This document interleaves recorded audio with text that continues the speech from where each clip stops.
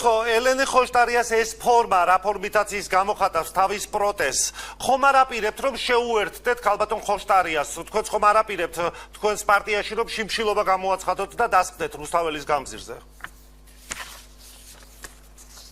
ეს ძალიან დინამიური პროცესია, ვახო, ეხლა შევხედოთ რა, ეხლა მე შემიძლია ჩემი კონკრეტული პოზიცია გითხრათ, მაგრამ ეს ხო არ არის პარტიული გადაწყვეტილება, მოდი ვიშიმშილოთ.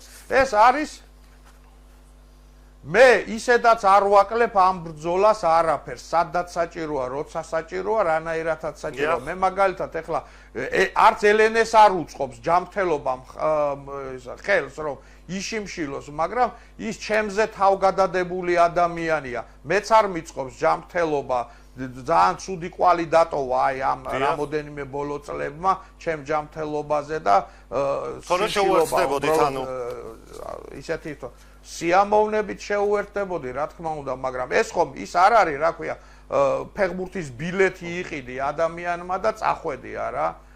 ეს პოლიტიკა, ეს პოლიტიკური აქტია და მეტი ხო